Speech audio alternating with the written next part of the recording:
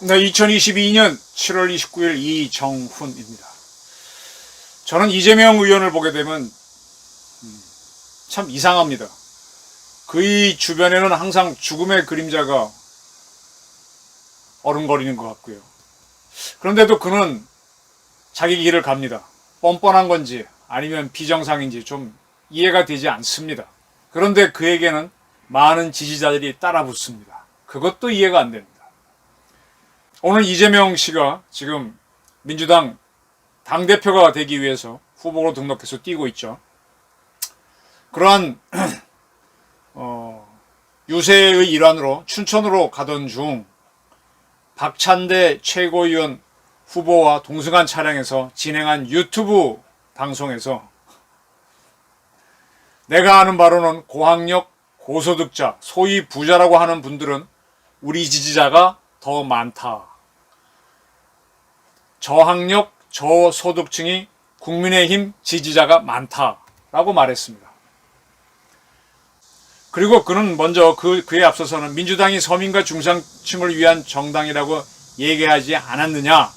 사실 서민은 아닌데 내가 중산층인가 이런 분이 많다라고 한 후 이 부자층에서는 민주당 지지자가 많고 가난한 사람들, 학력이 낮은 사람들에서는 국민의힘 지지자가 많다라고 얘기를 했습니다. 그리고 사회구조가 항아리형이 아니고 호리병이요. 호리병은 이렇게 돼 있죠. 부자는 많고 중산층은 없고 서민만 있는 사회구조가 되니까 요런 구조, 부익부 빈익빈이죠. 우리가 서민과 중산층이 아니라 진보적 대중정당으로 가야 하는 거 아니냐. 요새 그런 얘기를 많이 한다라고 덧붙이면서 나는 부자를 배제할 필요가 없다고 본다. 요새 민주주의를 넘어 공화주의로 가자 이런 얘기도 많다. 함께 조화롭게 사야 한다는 측면에서 보면 세금을 많이 내는 부자를 존중하는 사회가 돼야 되지 않겠느냐라고 했습니다. 근데 또 이상한 일이 벌어졌어요. 배모 사무관을 기억하실 겁니다. 이재명 씨의 부인 김혜경 씨가 경기도청 법인카드로 초밥 사먹고 소고기 사먹고 했습니다. 그때 그 심부름을 했던 사람이 이재명 씨가 변호사를 할 때 변호사 사무실에 있다가 성남시청과 경기도청에 따라가서 공무원이 된 배모 씨인데 그가 나중에는 사무관까지 진급을 했죠. 경기도청에서. 그 배사무관하고 아주 가까운 사람이 죽었습니다. 김모 씨로 알려져 있습니다. 나이는 46. 역산하시면 몇 년생인지 짐작하실 겁니다. 배사무관하고 이 김 씨는 동갑입니다. 46살 동갑입니다. 그리고 김 씨는 남자입니다. 왜 남자라고 단언하는가 하면 조선일보가 흥미로운 보도를 했어요. 이 김 씨는 군인 출신이고 군납을 하는 중소기업 이사 자격으로 2020년 12월 이재명 씨가 경기지사를 할 때인 2020년 12월 경기도 산하기관인 경기도 경제과학진흥원 비상임 이사가 된 적이 있습니다. 이러한 경력을 봤을 때 그는 빼박도 못하는 남자입니다. 이러한 김 씨가 어디서 숨졌는가 하면은 4층 주상 밑에는 가게고 위에는 사람 사는 집이 있는 보통 상가 건물 그런 데서 숨진 것 같은데 이거 빌라라고 하네요. 수원에 있는. 근데 이 빌라를 소유주는 이 배사무관과 그 배사무관의 어머니인 손모 씨로 되어 있습니다. 그리고 이 빌라는 2014년 이 배사무관과 그 배사무관의 어머니인 손모 씨 지금 현재 84살이니까 이분은 사회적 활동을 하시기는 어렵겠죠. 결국은 배사무관이 지었다고 봐야 되는데 배사무관이 어머니와 같이 공동으로 지었고 공동으로 소유자로 돼 있는 그런 빌라입니다. 밑에는 상가고 위에는 사람이 사는 집.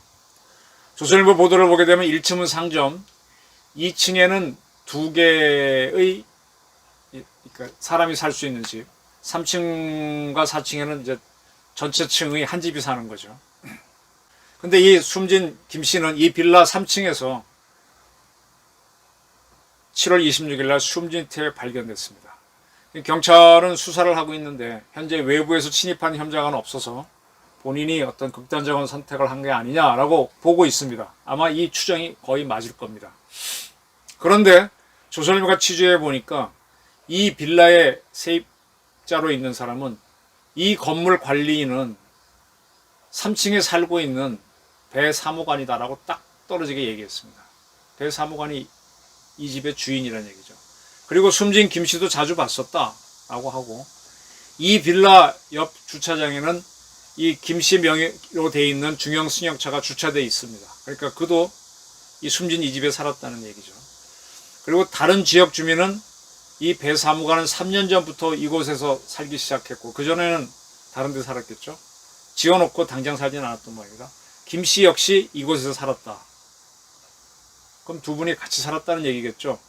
배 씨는 4층에 살고 이분은 3층에 살았다. 그렇게 보기는 어렵겠죠. 근데 이 김 씨는 뭐 특별한 혐의점은 없는데, 이 배 사무관이 김혜경 씨한테 음식을 전달할 때 법인카드를 썼고, 그걸 다시 이제 금액이 많으니까 쪼개야 되죠. 쪼갤 때 이 김 씨 카드를 중간에 넣어서 교체를 한 모양이에요. 그래서 경찰에서 이 김 씨를 불러 조사를 했던, 참고인으로 조사했고, 경찰에서는 더 이상 이 사람에 대해 관심이 없었는데 그가 극단적인 행동을 했다는 걸로 보인다는 겁니다. 뭐 사람마다 다 사연이 있고 남녀관계는 또 모르는 분야가 있으니까 그냥 짐작으로 넘어가야 되겠죠.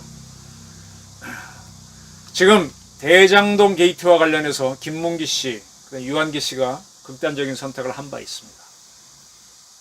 두 사람이 장례를 치를 때 이재명 씨는 조문을 한 사실이 없다, 이렇게 돼 있죠. 그리고 김문기 씨가 그 발인을 할 때는 그 가족들이 상당히 화를 냈었죠. 그때 발인을 하는 날 이재명 후보는 산타클로스 복장을 입고 나와 춤추는 모습을 보였다. 그것을 보신 80대 할머니, 그러니까 이거는 그 김문기 씨 아들이 얘기하는 겁니다. 즉 사망한, 자살한 김문기 씨의 어머니가 오열하고 가슴을 치고 분통해했다. 뭐 이때는 대통령 선거가 앞뒀으니까 이랬다는 건데, 김문기 씨는 뉴질랜드 갔을 때, 호주 뉴질랜드 갔을 때 이재명 씨와 골프를 친 사진도 나왔고, 근데 모른다 그랬죠. 이분의 불행은 성남도시개발공사 처장을 했다는 거겠죠. 네. 그리고 유한기 씨도 극단적인 선택을 했고, 또 이재명 씨 비리를 추적하던 이병철 씨인가요? 그분도 그 모텔인가에서 이제 사망을 했습니다.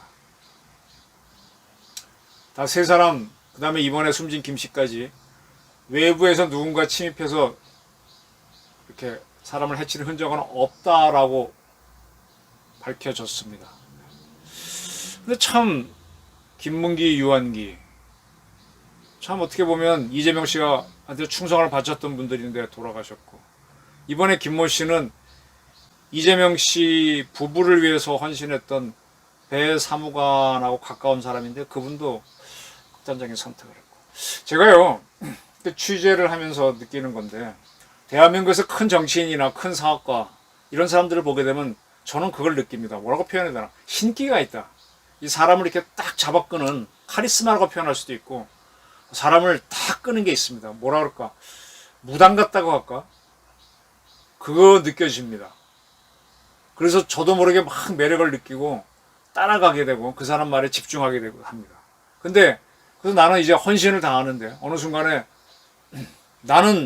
나한테는 저 사람이 전부였는데 저 사람은 여러 명 중에 하나였고, 그 서열을 따지면 나는 한참 밑이었고 나는 일개 쫄이었다라고 하게 되면 굉장히 허망해질 때가 있죠. 근데 이제 본인이 덫에 다 걸렸다고 하게 되면 극단적인 선택을 할 수도 있습니다. 근데 정말로 위대한 리더들은 끝까지 그 사람들을 챙기고, 그런 사람들이 그런 깨달음을 얻지 못하도록 만들더만요. 제가 지금 거듭해서 윤석열 대통령한테, 윤 대통령이 이번에 경찰 문제 갖고 시끄러우니까 신촌 지구대를 방문해서 일선 경찰들을 뭐 격려했다 그러는데, 지금 그렇게 격려하면은 문재인하고 차이점이 없잖아요.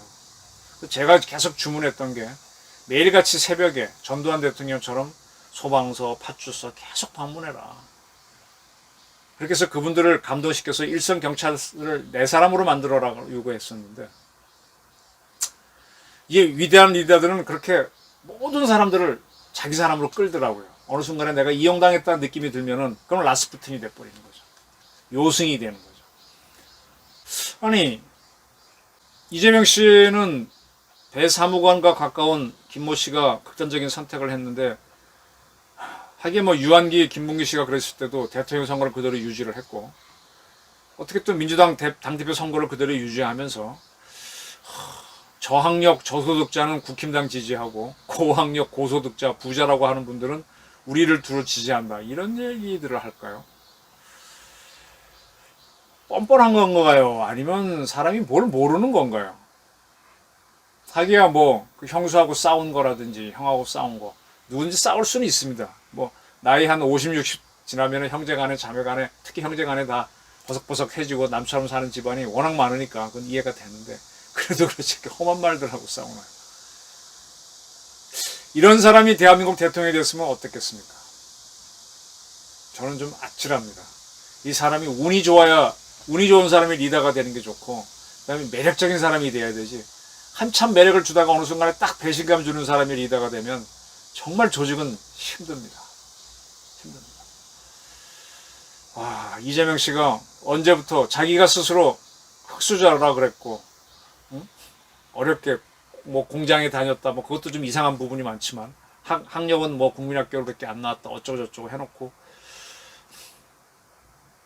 그렇게 흑수저 코스프레를 해놓고 지금은 고학력 부자들이 우리 편이다. 좀 이상하지 않습니까? 그런데도 불구하고 이분을 지지하는 사람들은 난 더 이해가 안 됩니다. 그만큼 매력을 느끼나요? 왜 매력을 느끼나요? 저는 이재명 씨를 박지원 씨가 몇 차례 얘기함에도 불구하고 개딸들이 지지하는 걸 보게 되면 진짜 개딸들을 이해가 안 됩니다. 일부러 그러는 것 같아요. 누군가가 싫어갖고 그냥 이재명을 지지하는 것 같아요. 이런 정치 집단이 있으면 대한민국은 누군가한테 조종당하고 있는 거고 세뇌당하고 있는 겁니다. 그게 어쩜 대한민국이 계속 시끄러운 게 좋거든요. 뭉쳐지는 게 나쁘고. 그걸 원하는 게 누구겠습니까? 김정은, 시진핑. 그 장단에, 물론 이분들도 다 합리성이 있고 공부를 하신 분들이니까 아시는데, 뭐 윤석열을 비롯한 보수 세력이 실려가지고 그냥 이재명을 지지하는 거 아닌가. 뭐랄까. 뭐가 싫어서 뭐 한다고. 이렇게 우리 사회가 왜 이렇게 됐죠? 자, 이재명과 죽음의 그림자. 그는 뻔뻔한 사람인가? 아니면 비정상인가? 아니면은 저 같은 사람이 비정상인가? 그래도 민주당이 이재명 씨를 민주당 당대표로 뽑는다면 그 정당도 이상합니다. 네. 자칫하면 이상한 사람, 이상한 정당이 대한민국 대통령이 될 뻔했습니다. 어휴, 하는 한숨과 더불어 윤석열 대통령이 좀 더 많은 국민을 포용하고 또 매력을 발휘하기를 기대합니다. 저희 의견이었습니다. 경청해 주셔서 감사합니다.